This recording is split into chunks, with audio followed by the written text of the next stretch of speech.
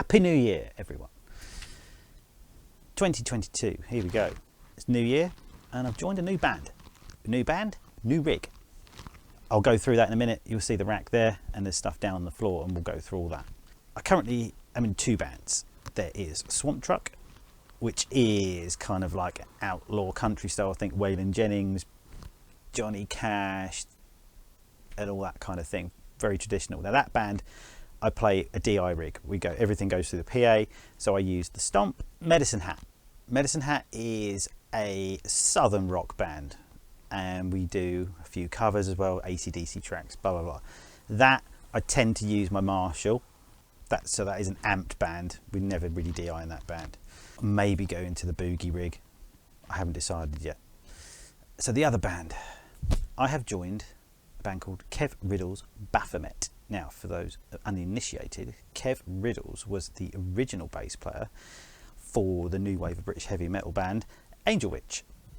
He was the first bass player, was on the first album and EPs, etc. Now, he left Angel Witch 1980, I believe, something like that.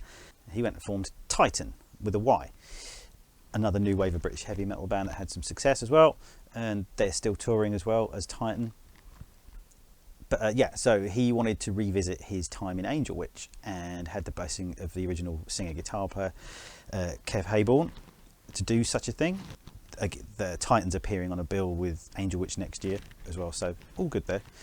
So yeah, he's formed Baphomet, which is the symbol of Angel Witch as well, Baphomet. And so we're revisiting the first Angel Witch album and various EPs. I'm looking forward to that. We've got a load of gigs in Europe and stuff, COVID permitting, restrictions, etc. So really looking forward to that. But I needed a rig. Been playing country and rock bands for a while. This, if you're unaware of Angel Witch's music, it is, whilst learning all these songs, it became, I was aware of them, but it became readily apparent they are quite a strong influence on a lot of my influences. There are various riffs where you can hear bands such as Metallica pretty much rip them off, or strong influences on certain songs have strong influences on other famous riffs, and I will probably play a few through this rig in a bit for you. So without further ado, shall we take a look at my rig? Okay, in the rack, Mesa Boogie Studio Pre, Mesa Boogie 50/50. Pretty simple. The Boogie is coming out of its main outputs, which are controlled by these two, into the 50/50. Ignore the ADA. I may actually program this for this rig as well, almost as a backup preamp. But so I'll have backups of backups, which will become readily apparent in just a second. So yeah, that's it. That's all that's living in there. Let's go down to the floor. Okay, the board. Signal chain, we go into the Vox, a Vox 848 Clyde McCoy reissue. This one is from early 2000, 2001, I can't remember, maybe even 99. It was the first time they issued the Clyde McCoy version of the Vox. I love it, much more quacky and Hendrixy and aggressive. I like this one a lot. Then we go into the Peterson Strobo Stomp, the best freaking tuning pedal tuner you can buy, except I have one criticism: the screen is weak as hell. I've already cracked it annoyingly, but you can program via USB, you can put in different tuning offsets for this thing. It is fast, accurate and wonderful. You can see it on bright stages. Love it, love it, love it. Recommend if you want to buy a tuner. They're not overly expensive, to be honest, not compared to a bit more than the Bosses. The Bosses are better built, I will grant you that, but this thing is just so good. I love it. Can't go wrong. So out of there we feed into the HX effects here. This will then do all my preamp effects, overdrives, compressors, etc, etc. Then we come we use one of the loops in the HX effects. That then sends to the rear input of the Mesa Boogie Studio preamp. All the input and the foot switch are mimicked on the back, so you can just have a nice clean wiring, hence why you didn't see anything at the front of the preamp. Then we come out the effects send of the Studio Pre, which then comes into the return here. At this point we add all the post preamp effects like delays, chorus and harmonizer. Harmonizer is a big part of what I'm doing in this set, because on the albums there's loads of harmonized little melodies and we're only one guitarist, so this has been doing a cracking job. But I've had to make a few little adjustments, but we're good. Yeah, we've come out the send, back into the HX effects, post preamp, and then we come stereo out of the HX effects into the stereo return. We're not going into the power amp, we're going into the stereo turn of the Studio Pre. I'd just rather do it that way, really. It gives me a bit more control on volumes and stuff, but that's what that is. So why is the stomp there? Well, the stomp there is a backup rig. If anything were to go wrong in the rack, I've got this set in such a way that it's mimicking all the time what's going on in the rack. I haven't got it plugged in, so it's literally a case of unplugging these two cables and then plugging in like the input and output into there. But what we've got going on here, so this cable here is going to the foot switch jack on the Studio Pre. So whenever I change a snapshot, so let's go to this one, the Baphomet patch, select this patch, double hit the bank, and now we're in snapshot mode. I'm running everything in snapshot mode. I've got it so each patch defaults to the initial starting point of the song, what I need. But when I click on, say, the clean snapshot, for instance, it will send a command to the Studio Pre to switch to the clean channel. But simultaneously, if you saw, the eagle-eyed among you, it also switched to snapshot 1 on the HX Stomp, which is running the model of the Mark IV clean channel and the model of the Mark IV lead channel. And so I'm running two amp models in the HX Stomp, and in each snapshot just turns off one and vice versa. So yeah, I'm on the clean, click on that, goes to snapshot 2, and the amp would have changed at the same time. So it's all done in the command center. I can quickly rescue whatever's going on. If the power amp dies, I can then switch in the HX Stomp and then pull out those outputs, and we can go DI straight into the desk, because I'm also running an impulse response of a 2x12 cabinet. At the moment, I've not decided on the impulse response. I need to go and do a sort of technical rehearsal and try and find the ideal settings so we're good to go. Actually, the cab I'm going to be using is my Marshall 1936 cab, and that's running a Vintage 30 and a V-Type. The V-Type, I may change out the Vintage 30 for another V-Type, because the V-Type is almost identical to the Vintage 30, just has a hair less of that aggressive scratchiness, and it's half the freaking price. It's a brilliant, brilliant sleeper speaker for the value for money, and the tone you get from it. It's brilliant, great value. Or I may try and find an old pair of G1265s, which I love, which are like the perfect blend of a greenback and a V30. So that's all subject to change, but this is how we are right now. So yeah, should we have a look at the signal chain? I think we do this. I'm still getting to grips with the HX effects. So yeah, we can have a look in here. What we want? Right, so let's go at the beginning of the signal chain. I've got a model of a Timmy pedal as my overdrive. I like it because of the bass and treble cuts. So rather than being stuck with the mid hump of, say, an SD1 or a tube screamer, I just don't like them so much. I just find them wholly aggressive, where I've got much more control with the Timmy, and I really like it. It's a bit more transparent. I hate that word, but yes, that's what it is. Now, 3-band compressor. As you can see, these are both off because I'm on the my sort of crunch setting, which is kind of a dry crunch, and on the lead channel of the Studio Pre. But the compressor, if you know about the Mesa Boogie Studio Pre, it's a bit of a compromise. If you make the lead channel sound really good, the clean channel sounds less good. Usually because you've had to take all the bass out on the preamp. And on the clean channel, you want that bass, you want that nice warm bass. So what I've done, I've used a 3-band compressor, because I like having a compressor on my clean channel. But because it's a 3-band, I've selected the bands where the crossovers are in the compressor, and I've boosted the bass back in when that comes on the clean snapshots. I'll get to the lead one in a minute. So it re-EQs the guitar going into the preamp and bringing all the low end back for the clean channel, making the clean channel usable again. Compromise, but actually sounds no different than if I'd set the preamp how I like it. Works really well to do that on the clean snapshot. Then we've got the loop, effects loop 1, which is doing the send and return. That is the Boogie Studio preamp. Horizon gate. The model of the horizon gate in this thing is the best noise gate I've ever heard. It is, I only got it cracked on just a little bit.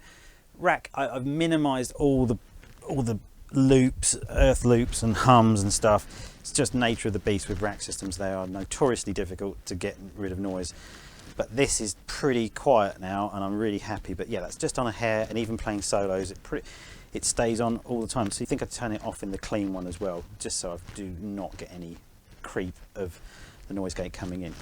But yeah, brilliant. I've also got, strangely, the HX Stomp is a little noisier than the actual preamp. So, and the Stomp in front of the amp models, I've also got another Horizon gate the preamps in the Stomp, but I didn't need one for using the studio pre. So that doesn't have a gate before it. It's tight enough without. Then we go into a little bit of a split, and I'm mixing in. I don't like running directly through the harmonizer and using the dry through on the effect. I like doing a split and then harmonizing the split, so I keep an actual unaffected signal going through and I can blend in the harmony. You don't need a lot of it. It is, to get the effect of a second guitar playing a harmony, you don't need a great deal of harmonizer, and you still get artifacts no matter how good they are. But so that's how I've got it set. And also to EQ out some of that funny top end you get with a harmonizer, I've put a calligraphic. It could be any EQ really, but it's just shaving off those super highs to get rid of any of the weird artifacts you get from the harmonizer. I think I boosted the lower mids as well, just to thicken it up and make it sound less synthetic. But yeah, that works really well. It tracks really well, and it's intelligent. Pitch shifting is superb, really. And even when you play a note outside of the scale you've programmed in, it generally picks the one that sounds the best for that incidental note you've put in. So I'm really pleased with that as well. Mixes back in. Then I've got dual delay, doing a left and right, and the settings within that change in the snapshots, because every parameter you can adjust in a snapshot and instantly. And I've also got it to spill over, so any echoes will go when I change channel, to blend that as well when changing between clean and overdrives. And then a dimension chorus with switch number 3 in. Yeah, 1, 2 and 4 off. I love the dimension. It's not super cheesy chorusy, but for the clean channel, for the clean sounds, I like the dimension. I may change it, I may find something I like, but this is a good I started off with a template, and then each song I just made changes to that one and just runs through the set list. And that's it. But it's just so easy to use. Like, hit on lead. I have got a third snapshot on the HX Stomp for lead, which then has tonal adjusts on the Mark IV model, just to bring in a bit more fatness for solos. Again, on the actual amp, didn't feel it needed it. It didn't really need any adjusting for solo tones. It sounds pretty good as is. Oh yeah, no, I did. When I do solos, that 3-band compressor comes on with a completely different balance of treble, mids and bass hitting the front end, again with the Timmy as well. The Timmy's on a very light overdrive setting and just shaving off top end. I don't like a huge volume boost. There is, in the mixer there, when it goes to the lead setting, there is a 2 dB. I've bumped it by 2 dB, not a great deal, but I've also boosted the mid, so you perceive a larger volume jump for the solos, and a thickening effect as well. You don't want it to be cutting, because your rhythm tone is going to be fairly scoopy in comparison. Yeah, so that's it really. So as you can see, I'm using, for just ease of recording this video, I'm actually going to use the Stomp settings rather than using the preamp, because it's a stereo rig. I've only got one reactive load and I've only got one SM57, so that's not really practical to do that, but this will give you an impression of what is going on here. So I'm currently on the program for the song Baphomet, and then I switch. So the first song of the set is Dr. Phoebes or Phoebes or whatever you want to call it, and then the second song is Baphomet. So this would be my settings for that song. We'd finish the song, hit bank, hit patch, double bank again, and then I'm in snapshot mode. And my first sound is a crunch sound, and it's already switched to channel 2, or the lead channel if you will. and that sounds, my basic crunch tone is this.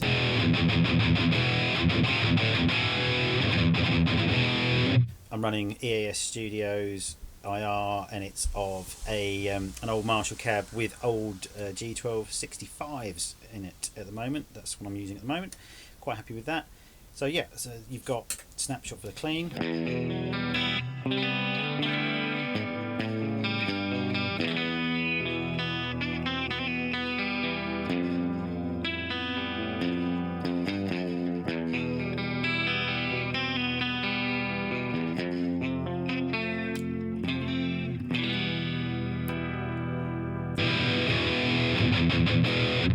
don't know if you can really hear the delays, but the delays do spill over.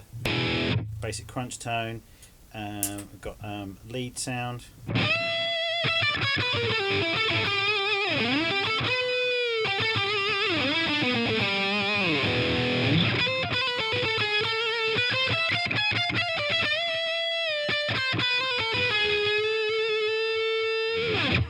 And then a harmonizer.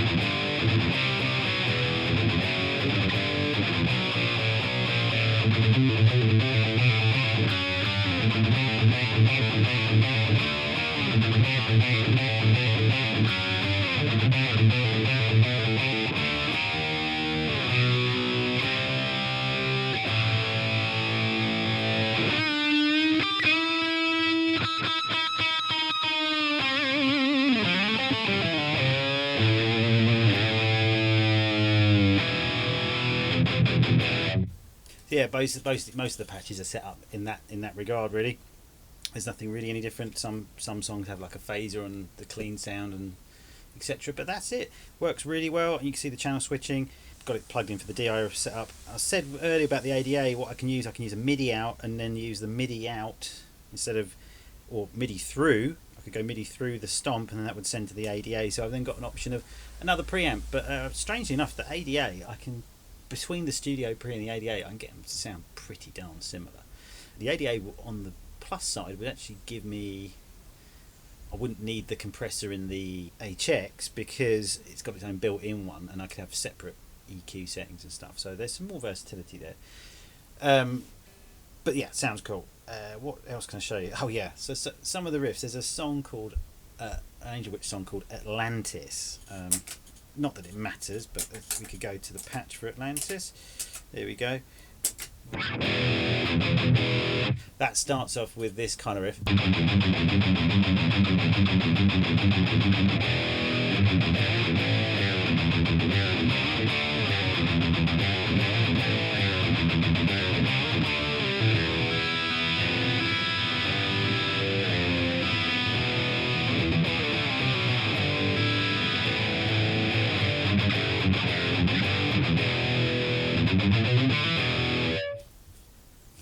There's I think you could hear some influences. Well, you can see where that riff influenced quite a few other songs there. I mean, like how that intro riff, I mean, that's Slayer all over, isn't it? I mean, that feeds into the chorus riff. Then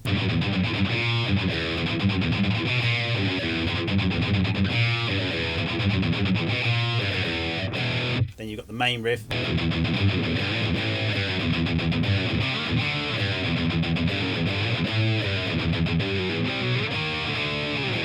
That sounds somewhat like and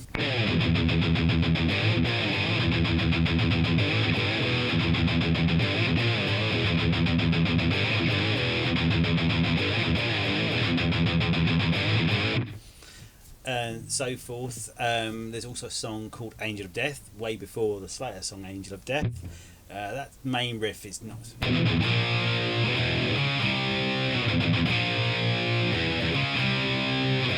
That's got a riff.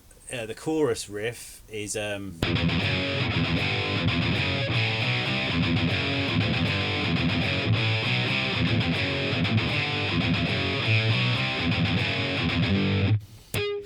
etc. And that sounds somewhat like...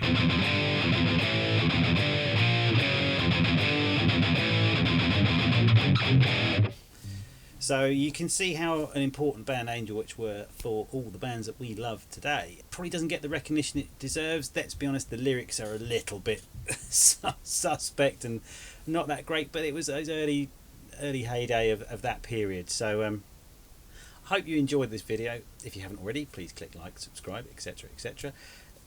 Channel's still growing already. After we hit the 1,000 subscribers, things have been going off.